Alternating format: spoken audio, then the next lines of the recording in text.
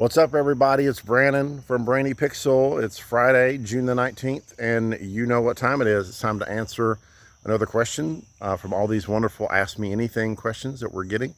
Keep those questions coming, by the way. Excellent questions coming in. This one is a deep cut. It goes back, I think, a couple of years, actually. And it comes from Rachel Rivero. Not sure if it was Instagram, Facebook, or on our Discord server. It was one of those interfaces. But the question was, do you ever watch or listen to the Blurry Creatures podcast? And yeah, I love it how you guys are getting into all my weirdnesses and idiosyncrasies. This is exactly what this is all about.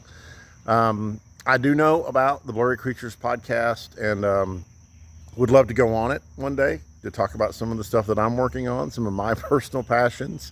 I think it's a cool idea for a podcast. But no, I've never watched it. I've never listened to it, and that's because I'm weird.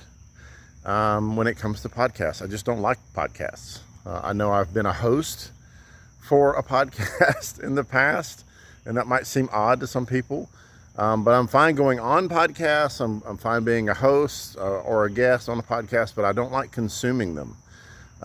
My free time is exceedingly limited, and when I get the opportunity, which is rare, to consume some media for pleasure or for informative purposes, podcasts just aren't where I go. So yeah, I'm more of a kind of read a book guy. I've got friends who are always sending me links and saying, hey, you got to listen to this podcast. I'm like, is it on a book? Do they have a book version? I'd rather read it in a book or maybe read it on a web page or something. And even sometimes then I'm going to print the web page out and read it offline. Maybe it's because I spend a lot of time online with the work that I do. But yeah, when I'm not on the computer, man, I don't want to be on the computer, and I don't use my phone for hardly anything. But that's a whole nother question, getting into the weirdnesses of Brandon. So anyway, if you have a question, there's your answer, Rachel.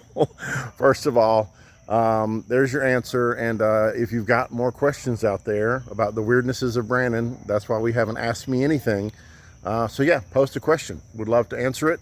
Thanks again for all of those questions. Keep them coming, and we'll talk to you real soon. Bye.